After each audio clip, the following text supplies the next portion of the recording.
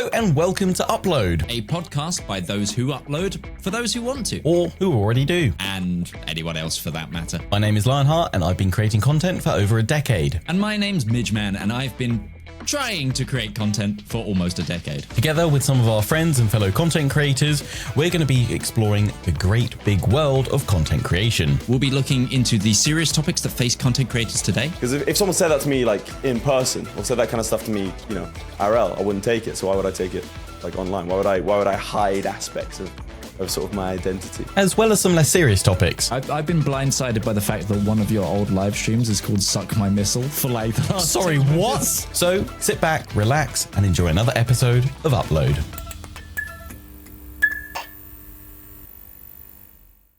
Hello and welcome to Upload, the content creator podcast for those who upload, those who want to, and anyone else for that matter. My name is Midgeman. And I'm Lionheart. And today, before we get on, of course, we need to say the normal things of remember to turn on your auto downloaders, like this podcast wherever you get it. And if you want to get in touch with the podcast, you can do so either on our Discord, via our various comment sections, or more directly at hello@upload.podcast.co.uk. I had forgotten the email for a moment there.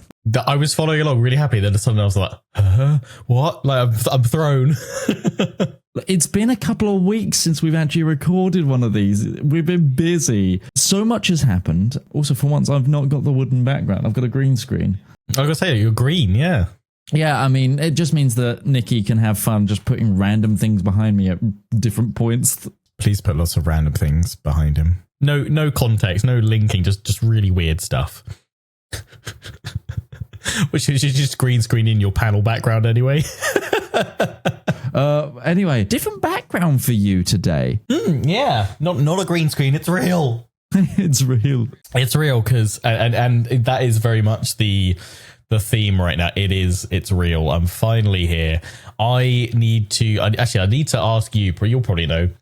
What setting is it I need to look into my camera settings to change it for this? Because I get a little bit of flickering with the lights in here. Is it the PAL to NTS something or whatever? I feel like it's because I'm at 60 frames. I think I'm at 60 FPS in here. Yeah, it's probably going to be down to whatever the frame rate of the camera is, matching the flicker rate of the lights. Maybe I need to do it to 59.94 rather than straight 60 or something. This technically, my camera currently runs at 50 rather than 60. Yeah, because the thing is, these should be the same spec spotlights that were in the... Oh, wait, no, I didn't have spotlights in the other room. I just had a regular bulb. The person I need to honestly, the person to ask about that's probably Dan. Yeah, Dan. Damn it, Dan! Or Nikki, actually. Or Nikki, one of you! Minions! Tonight we fix Lionheart's flicker!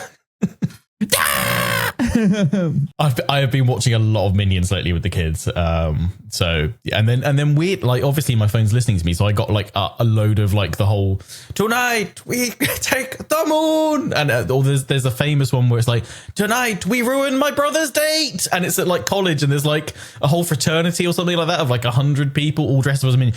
Honestly, looks incredible. I don't know the full context of that video or what it's everything involved, but like, bravo, like that looks phenomenal. I too have seen that video. Yes, it looks like a lot of fun. And they had lots of those. They had not paintball, but they were like those water BB or like the water aqua burst stuff. Yeah. There was those water, aqua burst balls, in guns, and just absolutely annihilated that day. Brilliant though. But it's just like I think I've seen people doing it. The whole Minions thing, where I don't know, I think someone was on like a chairlift, like at a ski resort, going over a restaurant. And they went Minions, and suddenly everyone's like going down at the restaurant up to the chair. And I was like, that's amazing. That's incredible. Anyway, outside of the SEO, and also we will get a chance to have a little look around your setup in a moment. I can't wait for the in-person episode where we can actually go through those. We've actually got quite a few emails to go through. We've had a little bit of a backup. So this one here is from Skaven Dan. I just wanted to reach out and say I absolutely love listening to the podcast. It's so interesting to hear about your journey and everything you've accomplished so far. As a small creator, I'm working on taking my content more seriously and would really value your insight. I'd be open to, and I'd love to chat with you, get some feedback, and maybe run a few ideas by you. Thank you for all the inspiration. Thanks, Skaven Dan. Thanks, Skaven Dan. That actually that actually works into an idea I had, because we've been like behind the scenes viewers, uploaders, we've been starting to already plan how we want to approach season 2, essentially 2025 of the podcast, and we want to really expand it more. We're not going to kind of go fully into it right now, but that could be some stuff we talk about in a future one. But essentially, we want to kind of fully expand and not just have the podcast be the only bit of content that we do around upload. We want it to be its own kind of full platform of content stuff, and the podcast obviously be front and center within that, but there to be additional bits around it done by both myself and Midge, maybe even get the editors involved doing some bits as well if they want to, and just kind of see where it takes us. But an idea I had was almost like doing like an open office type thing as a segment of the podcast, where for, I don't know, 10, 15 minutes, we have creators of all shapes and sizes jump on, and we kind of, not necessarily because we are by no means content creator gurus, but we're just sharing our experiences and our take on stuff.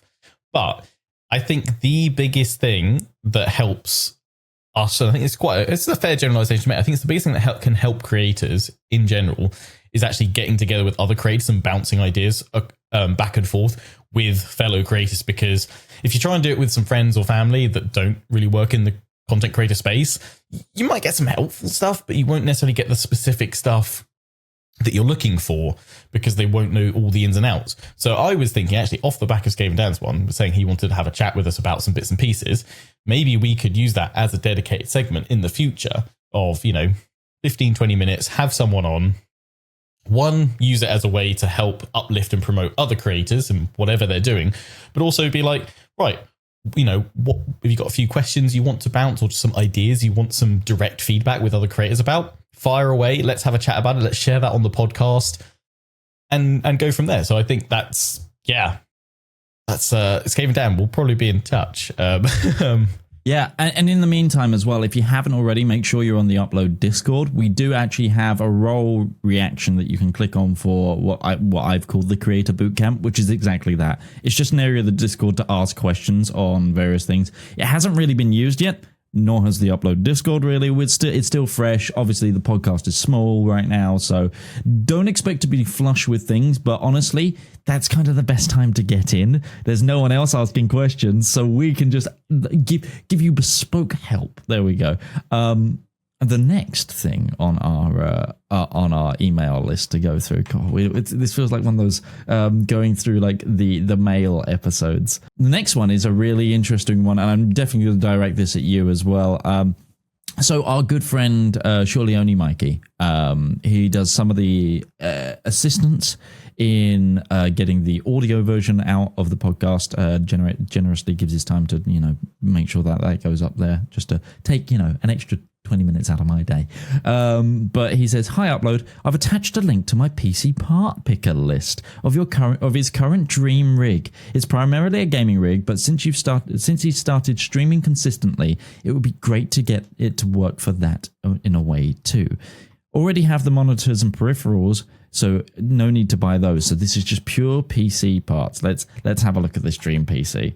I'm going to put it in the call chat here, the studio chat, and then we can let's have a gander. Already, I'm like, oh, I wish. First thing I'm going to say is fantastic choice of case. Fantastic choice of case. It happens to be my exact case. I love the Corsair 7000D, the airflow case. It's a big old tower case. Honestly, it's like I like a full tower.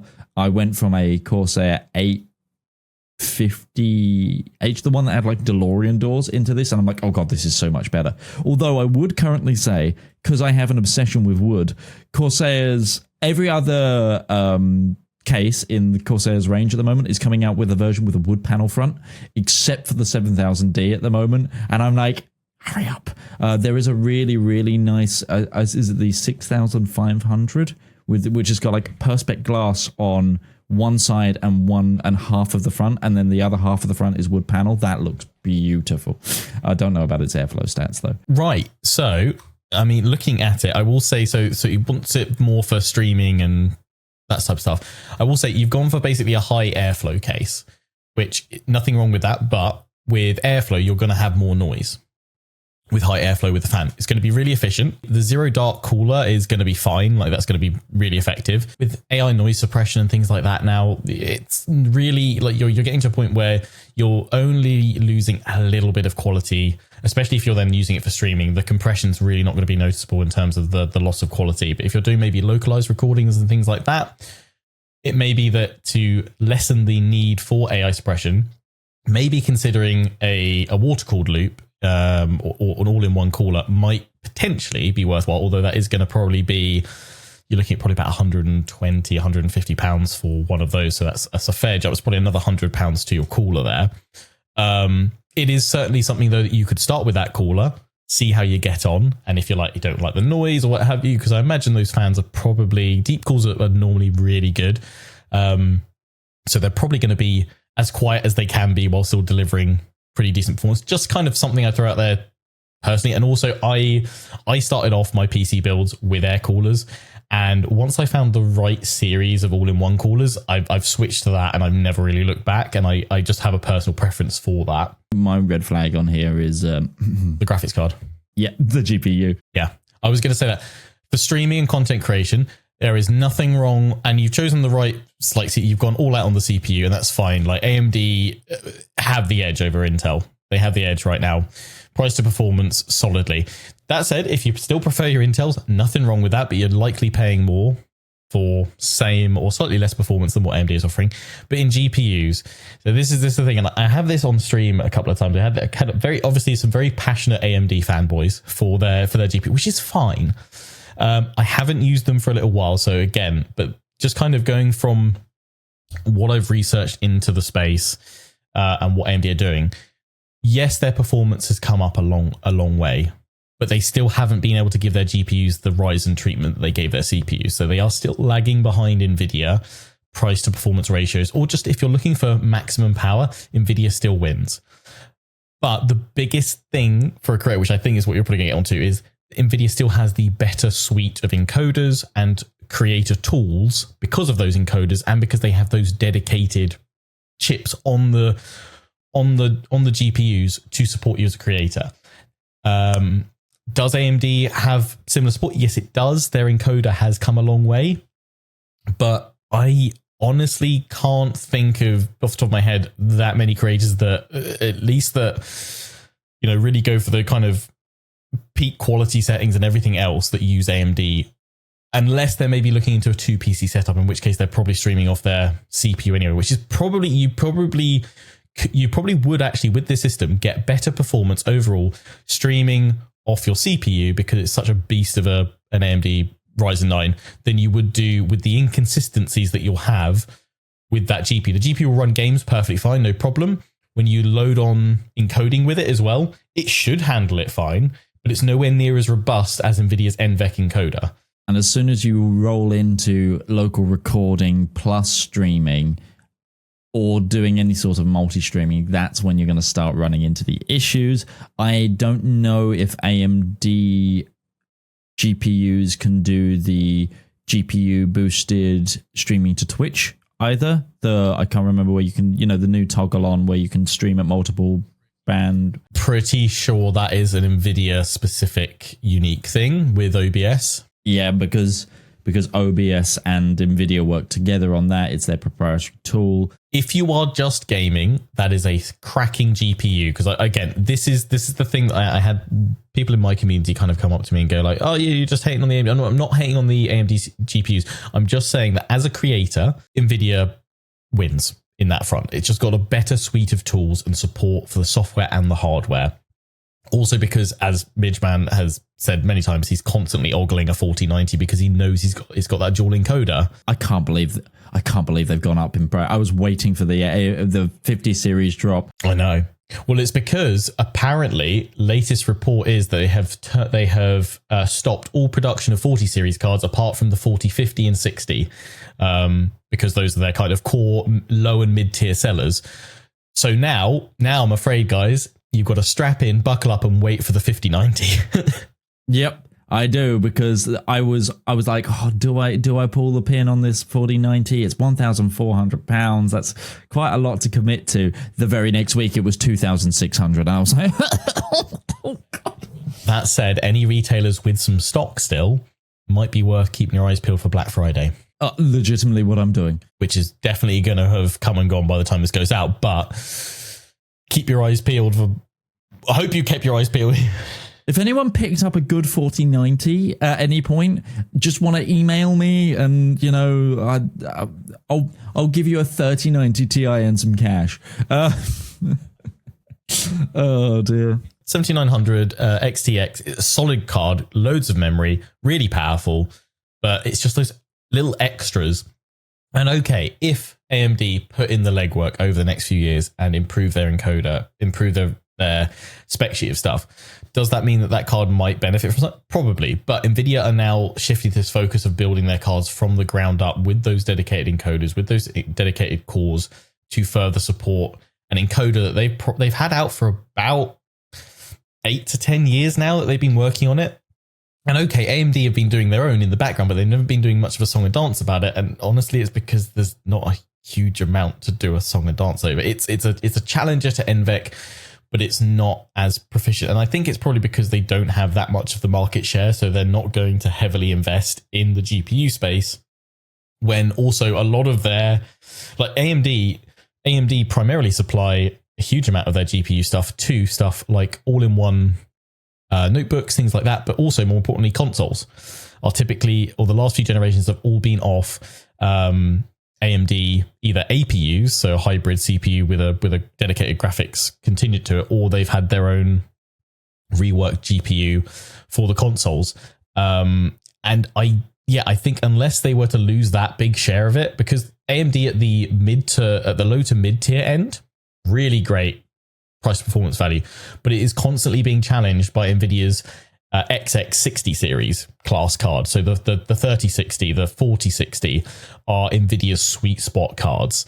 And those are what are essentially killing AMD's ability to really kind of break into that mid to high tier, that bracket, and even the ultra bracket, which is dominated by the 4080s and 4090s. Yeah. It's exactly that. And it's one of those things if they don't need to. They've already won the CPU space. They've already dominated the console GPU space. They don't right now have to provide that level of competition outside of making a decent card for the average consumer.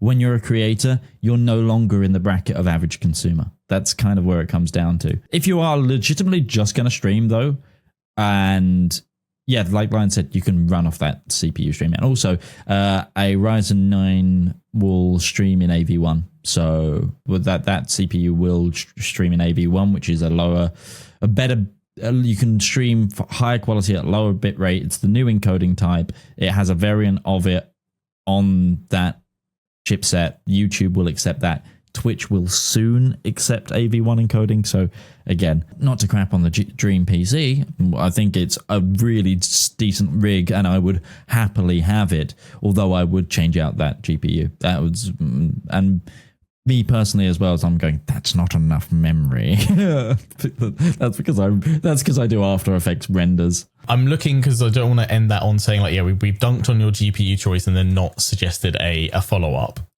or an alternative. Realistically, I mean, performance-wise, obviously the 4090 is leagues above it, but it's also about another £1,000 on top of that card, which is, you've made a very sensible pick with that card. It's high performance, and it's actually, even though it's 800 quid, which seems crazy, you know, you could buy a full PC for that price. It wouldn't do what you wanted it to do, but you know, you could build a full system for that. It's still a good chunk of money, and it's still a solid bit of kit to get, you know, to do what you want it to do. Realistically, I would say probably around that price point. Again, this is the problem with Nvidia, is that obviously they do have the better performance, but they also have the much bigger prices for similar cards. I mean, basically, comparable to that, I think it's basically somewhere in between a 4070 and a 4080. There's not really much point going for the 4070. You'd probably want to go for the 4080 or the 4080 Super, in which case you are looking at probably adding another £200 onto your budget spend though to go up to that Nvidia card, because they're retailing at around about high 900s, lower thousands for a 4080. If though you are looking at this going, you know what, I'm happy to spend a bit more, a 4080 is a very solid card. you know, it's still incredibly powerful. You then have access to that full suite of Nvidia technologies if you want to take advantage of it and utilize it. I mean, even just on the encoder front, it's beautiful. But honestly, up to you. I mean, there might be some other bits and pieces you could look to tweak around. I mean, something to maybe, and I am, full disclosure, I am sponsored by them, but I am going to recommend you take a look at some NZXT cases because they also offer full tower options. They do come in, I think at least some of them come in a little bit cheaper than that Corsair one. That Corsair one's coming at like just under 250. I think like the H9, which is what I have, retails for around about 199, I think. But also the H6 probably would be a viable option as well. It's a little bit smaller. It's not, I think even the H9 is not as big as that Corsair one, but it's still all about maximum airflow. So just kind of an alternative to look around. Corsair do great cases, but again, they're kind of on the premium end of what you're paying for. And there are certainly a lot of very viable alternatives, not just from the likes of NZXT, but plenty of others as well. But I would say probably for that kind of styling and stuff like that, for high airflow, have a look at some of the lineup from NZXT as well, because you might find something a bit cheaper. Because if we can essentially save you 30-40 here, then suddenly, that 200 extra for an Nvidia card, if you're open to that, is actually, I've not had to spend any more and I've just rejigged some stuff. I would say on that though, if we are looking to like rejig a few bits and pieces, stay with that CPU cooler. Don't switch to an all-in-one, because that cooler is going to be very efficient and it's a very good price for it. Might have a bit of increased noise, but also I think if you're looking at a full tower case that's going to be for full airflow, you're probably already coming into this going, I know I'm going to have a bit of a louder PC, because the whole point of that is maximizing airflow to keep everything really nice and cool. You've got two kits of, it's a 64 gig of RAM. Yeah, for editing and stuff. Yeah, no one's as crazy as Midge. Yeah, no, 64 gigs going to be completely fine. You don't need 128. The only reason I need 128 really as well is because I'm still running DDR4. That's DDR5. That's a 6000 clock at 64 gigs. That's going to, like, no one needs what I need. I am like, and if content creators are the 1% of purchasers, I'm in the 0.5% of that, because I do ridiculous stuff. I do think that there is a possibility of, if the graphics card really does appeal for changing over to Nvidia, there is, I think, a very straightforward, simple solution of a very straightforward tweak we can do to this build to enable you to free up about that £200. One, I would say, is look for a case sub £200. That's 50 quid saved. Then you need another 150. Now, I don't know your full storage price, but I'm assuming you already have a PC. I'm assuming there's probably some storage options from there that you can salvage or repurpose. Drop one of the Samsung 980s Pros, because they're 150 quid right now. Drop one of them, incorporate a storage solution from your current system, if it'll work, if it'll fit, and then you save another 150. So you've got that £200 ready to go with only a very minor tweak. Power supply is solid there. That's going to last you forever. That's going to support you for future upgrades, whatever you want to do with it. I mean, you might say, you know what, I need the two separate 2 terabyte drives. That's a non-adjustable part of the configuration.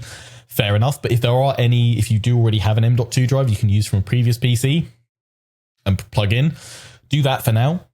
Save that money, get the 4080 in there, or depending on when you want to pull the trigger on this, wait until the 50 series comes out. Honestly, it depends. If you want this for Christmas this year, ready to go, yeah. I'm so nervous for those 50 series prices. They're gonna be grim. We're gonna probably be looking at well over $2,000 for a 5090, I would imagine, if not more, because that's the bubble that's never burst, right? GPU prices skyrocketed and they've never come down. They've dropped a little bit, but they've never come down, which is what makes Radeon cards, the AMD cards, so appealing. Really appealing. Yeah. It's just, as a creator, you've got to think a little bit more outside just the raw power kind of ecosystem and be like, right, okay, what also has that ecosystem? And even if you're like, you know what, I'm not interested in the AI, Nvidia tech and suppression software stuff. Just a CUDA core. Give me a CUDA core. Yeah, just the NVENC encode and the fact that they are already working with the likes of OBS and other streaming platforms and tools. That's what you actually need to be kind of, I think, aware of making your choices, because they're the ones with their foot already in the door, already with the partnerships, already helping to build that technology with the likes of OBS and Twitch for that better encoding. Or you could just be like, you know what, screw you guys, I'm going with my plan. I don't need validation from these two idiots. And like, that's totally fine. That's totally fine. Take everything we say with a grain of salt. We're just giving you our perspective because you asked. Exactly. You can obviously tell we're Nvidia fanboys when it comes to GPUs. So, that's fine. That's fine. I will never not be burnt by that. My first ever laptop that was an AMD laptop, and the battery died so many times that I spent more on batteries than I did the laptop. It's fine. It's fine. It's fine. It's fine. I'm not resentful. Right. He's over it. He's over it now. Yeah, I'm over it. I know we're going to do a bigger episode though on this. Thank you everyone who's been sending in your emails. Please as well continue to get in contact with us. And if you found that useful and you do have your own PC part picker list that you want to share with us to just go through. Oh yeah, we love nerding out over hardware lists. You get distracted so often in your streams. Oh yeah, by hard. I've just thought of a t-shirt design. I want hard for hardware lists. Mitch is less enthusiastic, like thinking like, I'm not sure I can. That's one of the ones that I can't wear out in public.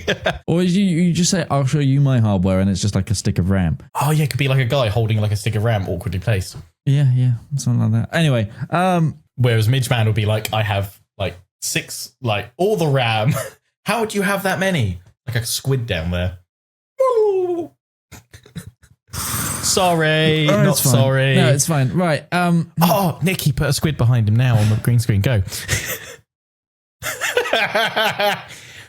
Yar, the Kraken be unleashed. The Ram Kraken. So when she's in the edit, she's like, no. That whole it's the Jack Sparrow one where he's just still on the side of the ship and it burps over him. Let's take how's the new office, Lion? I know we're going to do an episode from it at one point. We can go far more into details, but you're starting to get there now. You've been doing a lot of late night streams where you've intended to get things ready, but ended up playing Kingdom Come Deliverance. I'm too old for that. Seriously, I thought, oh yeah, I could do an evening stream of stuff. No, to be fair, I realized that streaming more late night setup streams is not actually a very productive thing to do because I just get distracted talking to chat endlessly. Me getting distracted, tangents, rambling. No, to say it ain't so. I did the one setup stream, so that's the problem as well. Like, I need to recable manage the whole desk. The Secret Labs Magnus Pro desk that I've got is brilliant because it has a whole tray along the whole width of the back of the desk where you can hide all your cables in. But setting it up in a perfect world, I would perfectly take my time over probably nearly a week, realistically, to do everything perfectly. But that means a week of not being able to create content. And so I was like, I need to get some things I can do properly and some things I just have to slap together, get plugged in, and then find some time to redo it later on. Cable management is one of those things. The PC is on, everything is plugged in, everything is set up, but it's not its final form and it needs to be adjusted and tweaked and made better, so that I'm really happy with the setup. I mean, it's never going to be like a fully perfect clean setup, but it's going to hopefully much better than it was. That's the trap with it. That's the difficult part, because it's like, yeah, I want to do it all perfectly, but also that means losing another couple of days of making content. Maybe I'll see, because I'm starting to feel like the start of a cold and a cough. So maybe if I'm really run down, I'll just take a few days off next week and just sit in here coughing my guts up while going, I'm going to recable everything. Oh no, being ill in November though. Hey, you know what? It's not as bad as not having a working AdSense account in November. That's so true. Oh dear. Woo! Flashbacks to last year, me. I was so stressed out because this was actually about the time I did. I think it was the 6th of November. I screwed up and did the count. So this year, you know what's really nice this year, folks? Still earning ad revenue on all my content throughout November and into December. Although I'm paranoid now because I've had the thing from YouTube saying I've got to renew my tax documents. And this is the thing that my accountants have been saying since I made that mistake. That's what they actually wanted me to do. Update my tax info to say my new address and that it's a business, but still keep it on my personal profile that is approved. That's what I need to do. So I've not done that. I told them I had done it because I was like, I'm just paranoid about touching it again. I was like, if there's ever an issue, I'm sure, we can clear it up. It's really not that big of a deal, but I now need to renew it. And that's the point where I can finally make the change. So I need to have a chat with my accountant at some point and be like, right, that thing you asked me to do that I colossally screwed up, and killed AdSense on my channel for a whole month. Remind me again what I need to do and what, on my existing account that should be instant, doesn't need reapproval. It's literally just updating a document or two and like my address. What is it I need to do without messing it up this time? Because no. But yeah, YouTube keeps saying you need to do this by like the 10th of December. Otherwise you'll be paying the withholding tax rate. Essentially, it's renewing the fact that the UK and the US have a treaty that says you don't pay any tax across earnings generated from outside of the UK or from the US over to the UK. So yeah, that's fun. Yeah, don't. This is not the time of year to start messing around with your AdSense account, guys. Don't do it. Wait till January. And even then, don't do it. It's just hilarious that we both made that mistake. Another creator we know has made that mistake. Like, it's such an easy mistake to make. It's so dangerous because they legally have to go, nope, we just can't do this for another month now. Good luck. And trust me, I tried bribing all the limited contacts that I had at YouTube to get it done faster because they were like, we just got to wait 30 days or 28 days rather. And they were like, it's literally a full legal process. We cannot, there's no fast tracking. There's no escalation. I mean, you can escalate it all you want, but they'll keep coming back saying you've got to wait the 28 days. And boy, are those the longest 28, most stressful 28. Yeah, because you're like, oh, I'm really disincentivized to create content, but my channel still needs to survive in this time. But yeah, that aside, I'm in the new space. Enjoy the messy background. I can actually switch to I've got another camera set up. I'll give you a little, oh no, I can't switch cameras while we're recording, and I can't pull that one off because I'll make a mess. No, I have an idea. Can you connect as a new person mid recording with that camera? Can we have double lion? Let me try it. Hey! Oh, I can hear myself. Oh, you're going to hear yourself because you're getting audio from both of them. You should be able to hear me. And then I just need to change the output to something irrelevant. There we go. Yeah, I mean, yeah, I still hear you and everything. Cool. The thing that I'm already like, I've wanted those for a while. Pegboard. Yeah, the pegboard. Although, actually, I can show this. I bought some new shelves. Oh, very nice. That I'm going to set up. And I'm thinking... So what I'm thinking of, I'm not sure which wall it's going to be. I'm thinking one of the ones you can't see, but I'm thinking of also getting the hexagonal, octagonal cuts of AccuPanel from within it, because they did some like, I just saw some like diamondy ones there. Like they have some shaped ones. And like interlock those panels with these is kind of my idea. So there's the PC. Don't look at the... See, that's why I need to cable manage. The fact that is there a cable coming down the front as well? Oh, there's your Elgato. That's the cam link. I need to keep an eye on that because I don't trust it. Here's the main setup. Nice. Okay, it's looking fairly good. Don't look at the cables. That's what I need to redo. Restricted by cable length here, but around the back, the tray, that needs to be all redone. It doesn't like what I want to do with those cables coming out the back is I actually want to make them longer, drop them down the back of the unit, run them along the floor, and then up the leg. That's how I'm going to do it tidily. But yeah, so we've got 2 IKEA Kallax shelves, 2x4, one on the left, one on the right. Now also, this was an interesting point because I found out in this process, this room floor slopes, doesn't it? It's not perfectly level. Oh, is it not? So I've got some little feet to shove on because I only noticed it because I look at the window sill over here. And the top of it was not level to it was dropping down. It drops down 40 millimeters across 3.6 meters, which isn't a huge amount, but it just slopes ever so gently backwards. And that's probably because the garage floor slopes towards the entrance so that if any water did get in, it would flow out. And obviously we've raised up the flooring, we've got it on Celotex, everything else. It's not that big of a deal, but and it's also something that I hadn't noticed until we put furniture in.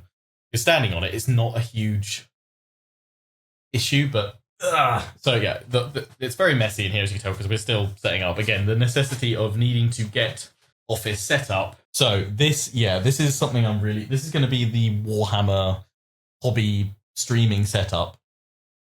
Dedicated stream setup, that's why we got the pegboards. I've just thrown a load of random bits that I ordered to go up on there. Nice ultra wide because won't be streaming directly from the desktop, so I don't need to worry about that. That was my old desk that I had. Repo, it just fits. It was so close. I wasn't sure if it was going to fit, and it was a couple of millimeters. It finally went in. Got there. I've got another shelving unit over there, which is going to go against the back wall. And then we're going to have a load, as you can probably see, a load of Elgato panels up the back wall, and also directly behind the setup here. Some of them on the back wall. Obviously, the desk, standing desk as well, so it will go up and down. But we will have some behind it because obviously that's the way I'm speaking. So having some sound absorption, or echo reduction over there is going to be great. Over on this wall, we're going to put paneling all the way along to where is it? I can't see it fully because it's a crop up. So till the back socket, it's going to come to the edge of that and then stop. Some nice paneling. I'm going to get that ordered probably early next week because next Wednesday, I'm probably going to have a day off because I've got a guy in here installing an AC for me. Oh, it's finally AC day. Yes, AC Nice. day. I actually changed, it was being done by a friend of a friend as a personal install, a private install rather. And I was fine with that. That's fine. He didn't really have that much time to do it. And he was like, oh, yeah, I don't really have... I might have to spread it out over like 4 or 5 evenings and just come and do a couple of hours here. And I was like, that's fine. But then he sent me through the quote list and he was like, oh, that seems a bit expensive. And I was in my head thinking, actually, that's exactly how expensive I thought it was going to be. But I was like, oh, if he's, that's my way to politely back out and say, oh, you know what? Maybe I'll rethink it. Maybe I'll have to just make do with a little electric heater or something like that and a tower fan for now. Thanks for doing this for me. Thanks for getting the quote together. I'll let you know if I change my mind. And I was thinking also, you know what? As much as I'm fine with a private install, I would prefer to have some dedicated warranty. Yeah. If you're going to be paying the same, essentially. If anything went wrong, I'm sure I could message him and be like, yeah, when can you come out? But it's getting him out. It's getting him to then sort it and everything else. So I found another local company nearby. And yeah, that chap is coming on Wednesday. Nice Samsung unit, so it should be nice and sleek, elegant, heats and cools. Because that is the main thing in here. In fact, I can show you. We have a little digital thermometer, just off Amazon. Nice little cheap and cheerful one that just sits on a little magnet. But yeah, 16.7 degrees in here. It's a bit chilly. In fact, I can show you on the NZXT PC.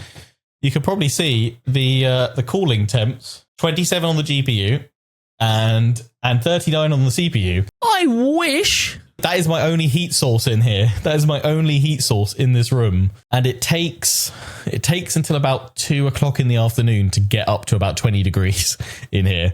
So because it's been getting cold outside, it's been pretty chilly in here. It's well insulated. Yeah, we've got no heating in here apart from that PC. So often what I'll do is at 7 o'clock when I wake up, I'll come out here, turn the PC on, and leave it running a benchmark of a game for a bit so that it spools up and heats up a bit. Great for my cooling, though. Great for my cooling temps. Yeah, your cooling temps are fantastic.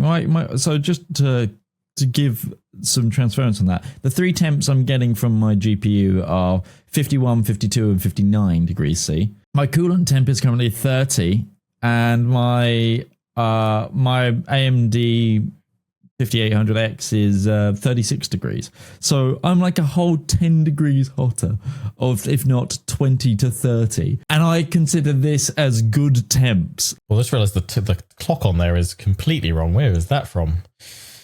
It's not 1:56 right now at all. It's also not the 13th of January. So I need to set that at some point. But yeah. Handy dandy little thing. I mean, the humidity is nearly on the high end, but that's because, again, that's why I have these little pots everywhere, these little dehumidifiers. They'll, in a pinch, just help manage the humidity. But I actually, when I was doing my first setup stream in here, I think it went up to like 85% humidity, and I was like, oh, that's a sign of like damp. That's not good. But I was like, no way. We've sealed this room so well. We've insulated the crap out of it. We've got the vapor barrier on it. We've got the damp-proof membrane on everything. And basically the reason was that it was 14 degrees in here, low temperature. Once it's brought up to temp, the humidity just drops completely. I learned a lot about humidities, and this I was like Googling. I was like, is it something wrong? Have we really screwed up here? But no. So once I have like the aircon in here and I set it to like, I don't know, a low point of 18 degrees or something like that, that'll just really help keep things a lot more even and balanced. Plus, The aircon has a dehumidifier option in anyway, so it'll help with that. It just add a bit of airflow in here because all I've got are the trickle vents.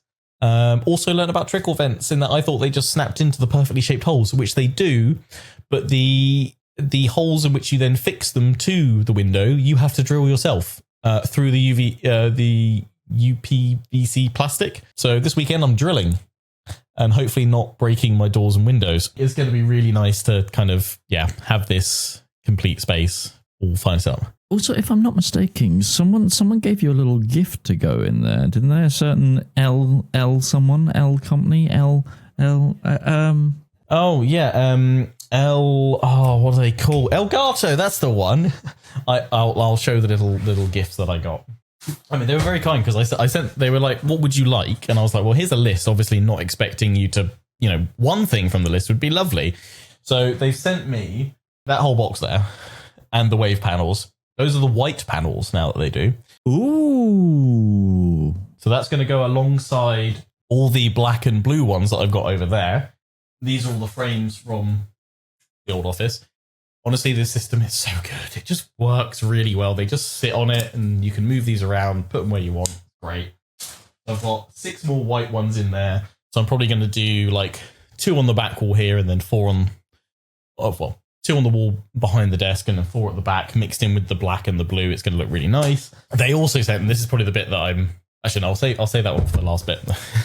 But we'll probably then run around the edge of them all, the Light Strip Pro, so I can control that by a Stream Deck and everything else. Lots of different custom colors. That's how I had my wave panel set up before. Light strips all the way over the top. Just a nice little lighting, ambient effect and things like that. They also sent me a face cam. This is, I believe, the Mark II variant. So that's going to be used for the Warhammer desk. I've got, obviously, the 4K Pro that is doing this room tour view right now. That's going to be the top-down one onto the models. And then we'll use this one for my face / or an over-the-shoulder, like, close-up look from a different angle. But the thing I'm really, really, really happy that they sent is this, the Stream Deck Plus. In white as well to match the nice. This one's going to go on the main setup. My current Stream Deck, which is a Mark I Stream Deck, like it's probably about 7 years old or something, or however it is. I had an OG Stream Deck that I was running for ages and ages. I had to retire it recently because it stopped getting updates. It stopped being able to do things. I actually have the Mark II right here, which has been very, very useful. I like the harder back on that. But yeah, that's an upgrade. That's certainly an upgrade. And the thing I really like about this, because they actually were like, hey, I think that they are actually sending me 2 more things. I don't want to get my hopes up, but I have had another email from another like delivery company this morning saying, hey, your delivery is stupid. And I was like, they're sending more. I knew that they did say that there's a few things out of stock that were on back order, but I didn't know how much they were going to send. And I wasn't really sure how much of the list they were going to be like, we'll send him everything. Sure. Yeah. I feel bad for the amount that we've trashed Elgato on this podcast now, slightly. To be fair to us, we've trashed we've said they're expensive. We haven't trashed them from the thing of hating their products. We've trashed them from a place of, we love your products. We just wish certain things changed. They're a bit more affordable, which they are trying to do with their new Neo series. And it's also their software isn't as up to snuff as their hardware. But the reason why we both get genuinely excited by this is because they brought out another bit of tech. And this is a conversation I had with them, which I think is what's coming today, hopefully. It's a brand new bit of tech they just brought out, and they essentially said, hey, so we can see you've got a Go XLR in that picture. If we sent you this other thing, this plus that could actually replace the Go XLR completely for you. I know what you're going for! The XLR dock. So it's a really cool bit of kit that plugs into the Stream Deck Plus. It just has a regular Type-C out. But essentially, you take off the back part of it. In fact, I can show you. I wish someone developed boxes that actually made that noise. Also, something I really like is that they have custom knobs that you can get different colors of on their site. Yes, yeah, no, I've seen that. So this is the unit, but this back bit can come off, and you can instead plug it into a different mount, which goes straight into the Type-C port on the back, and then gives you an XLR out, audio out, and a Type-C out. Or there's one that's a USB hub, if I'm not mistaken. Or there's a USB hub, yeah. But the XLR mount essentially transforms this into into a full mixer that's powerful enough for the Shure SM7B. It then brings it into their incredibly versatile and powerful Wavelink software, which can pretty much do everything that the Go XLR can do, just virtually rather than set lines. And because it can do it all virtually, it means I can replicate what I'm doing physically with the Go XLR now in this new setup.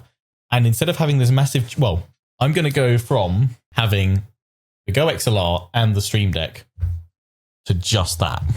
That's going to replace both of them. Madness. No, this is Elgato Sparta. And it also means like you can now use the Go XLR, say, on the hobby desk. On the hobby desk, yeah. Although what they're sending me for that is the Wave DX dynamic mic. I think that's what they're sending. When Midgeman comes to visit, look behind and be like, hang on, where's half the stuff gone? It's like Midgeman, like a little loot goblin out the door. I'm just going to turn up in this big trench coat to hide things. Yeah. Midgeman, why did you turn up in a huge van? None of your business. Quick, Dan, distract him. Go. Have you got the minibus? Incredibly thankful to Elgato for kitting out the office. I said to them, I was like, look, anything you can do to help would be amazing. If you guys aren't able to provide any stuff, I'd probably be like, any chance you could offer me a discount code, because I'm going to be putting in an order anyway. I'm probably going to be ordering more of these anyway, because I want more. I think I had like 3 of them on my last setup to do all the bits that I want. The major complaint we've had with like Elgato is that, the software doesn't quite match up with their hardware stuff. But I mentioned it on my stream yesterday when I was unboxing all this. The big thing that they have is that they understand not only the big issues that creators have, but also the niche issues. And they're not afraid to create a product specifically for those niche issues, mainly because they also find ways to make it have broad appeal as well and broad use case. But it's very interesting to see when they do announce stuff, often they'll be like, hey, this fixes this probably really tiny issue that maybe like 10 creators have. And you're like, wow, also you can use it for all this other stuff as well. So they are really innovating really nicely in the space. And I think the software, it's rapidly catching up in most places. Kind of actually similar to when we were looking at Mikey's setup. They are now owned by Corsair. So kind of reflects, you do pay a bit of a premium for their stuff, but you do get quality product. And I mean, there are some rivals. Beacon are trying to get into the same sort of space with a few things, but from what I've seen, it's still not with the same kind of focused approach. Or it's still not hitting all the marks that Elgato were doing, and they're certainly still the industry leaders for creator kit and gear and hardware. I have the inbuilt camera capture card. I believe it's the Mark 1 variant. I think they've got a Mark 2 coming out for the camera capture card. So it's 4 HDMI inputs, 4 cameras alone. Sometimes the drivers for that won't boot and I have to restart my PC. That's the only flaw with it. Same with the USB to the one that you've got. Every now and then, as they get older, Camlink, starts going. You start to lose like the connection slightly every now and then. Their webcam Pro Mark 1s every now and then as well. They sometimes have driver issues. It's normally driver related. The actual product itself, once they get the software handled on it, and like either that's done through firmware or software or a mix of both, it's got. I mean, to be fair, when I first got the Facecam Pro, I was actually really disappointed. I was thinking about sending it back because the software problems getting it set up. They released a firmware, I think, about 2 weeks later. Perfect. Happy days. But yeah, I mean, I think with a lot of tech as a creator, you probably should be aware that you are most likely at the forefront of testing new stuff out a lot of the time. Because again, there's no real large test bed for companies like Elgato to be like, let's test it out with these guys and then see if we can make a more niche. It's all kind of uncharted ground, and that's going to become less and less over probably the next 5-10 years anyway, is just, even more people are doing this every single day. And obviously as they refine their hardware and their software and stuff like that, but still a lot of the time when they bring out these products, it's not just, hey, we're bringing out a revision. We're also bringing out this brand new thing that really changes up the creator space. So with that comes a need to probably have a little bit of tolerance for some gremlins and some starting issues. And that's the thing, is that's not just an Elgato thing. That's a Beacon thing. That's a Streamify thing. All the other Ava Media thing. All the other options out there they all pretty much have exactly the same sorts of problems of either the hardware not quite matching the software or software not quite matching the hardware. Until you get it almost into the hands of creators that probably through their weird and wonderful setups almost break it, that's when you find out can it stand the test of creators almost. Can we make it fit in our, because I remember saying to Elgato, I was like, I hope I can use that Stream Deck Plus with the XLR adapter for it, because I do some weird and wonderful routing stuff with my Go XLR currently, and if I can replicate that and shrink my hardware footprint down, amazing. That's sort of the Stream Deck Plus the XLR mount is probably my favorite bit of tech that they have announced in the last couple of years. Oh no, they did send me one other thing. Oh no, they sent me two. They sent me another key light. Oh, nice. Because I need that for the Warhammer desk. But the Pro Arm. I didn't even mention that I would like it in white because I was like, I don't want to be picky now. I'll just be happy with whatever you say. It's either in black or white anyway, so it's going to work with the setup because I've got white and black components. And she came back to me and said, I've put in for anything that can be white to come in white, is if that's okay. And I was like, that's amazing. So good. Thank you so much. So this is, I've already got the black one, but this is going to take its place here. The black one will go over to the black desk. This, I was literally, I think actually a Harris Heller video came up, or someone's review came up of it the other day. And it's got more movement points. It's got refined tightening points along it as well. It's so good. So again, I said this on stream. I said a lot of people are not going to understand why I'm so excited for this, but I said it's also a pet peeve, and it's something we've spoken about on the podcast. And I know that streamers probably have their own preferences, but I'm like, I think a lot of it stems from lots of streamers still don't realize that there is a better alternative than having a scissor hand arm that comes across and covers up half your face. Especially for creators that put in so much effort to have a nice background or a nicely lit camera, and then they end up covering half their face with their microphone and their boom arm like this. And you're like, why? Low profile arms exist! And not even just Elgato's, guys, because there are competitors out there. But this one, like, it does everything you need plus more. It's got all the options, all the customization, all the adjustment points you could possibly want. If you've got the space for one, if you haven't considered a low profile arm, do it, because it will make such a difference to if you don't have a face cam on, then fine, it probably doesn't matter. But also, I found it blocked my monitors off. I couldn't see the recording software because I constantly had a thing across one of the monitors, and I was like, well, that's made that monitor pointless because I have to keep moving my head to see what I'm covering. Low profile arms. If there's one thing on your Christmas list, low profile boom arm. Oh, that would be a really good episode, actually, as well. Christmas gifts. We should do a creator tech for Christmas. Maybe that's our second to last episode, because I think the last episode of this series is going to be us in the studio with you. Yeah, I mean, by the time this comes out, it'll probably be but maybe we'll announce it. But maybe I'll see if I wonder if I could reach out to. Well, I was thinking, like, do I reach out to one of my sponsors, see if we can get something, or do we go through, if we announce this on our socials, to go through it, we pick someone at random with their item request, and I will buy it for you for Christmas. I will supply you with a bit of tech to upgrade your setup for Christmas. Oh my! Wow! Why are there these 50 requests from this guy called Midgeman? He's Whoa! Whoa! Yeah, I'll upgrade someone's setup with a new bit of gear for Christmas. But probably by the time you're seeing this, it's probably the next episode. In which case, you hopefully will have been on our Discord or something like that, and maybe seen the announcement. I'm sure you might have seen it on our socials in some way, shape, or form. Christmas be coming, guys. All we've got left to do today is to say, one, thank you for watching. Beard close up. Beard, look at that. Beardness. Wow. Remember, if you want to get in touch with the podcast, you can do so through our comments, Discord, or via our email, hello@uploadpodcast.co.uk. And we'll catch you next time we upload. Trying to get both in frame.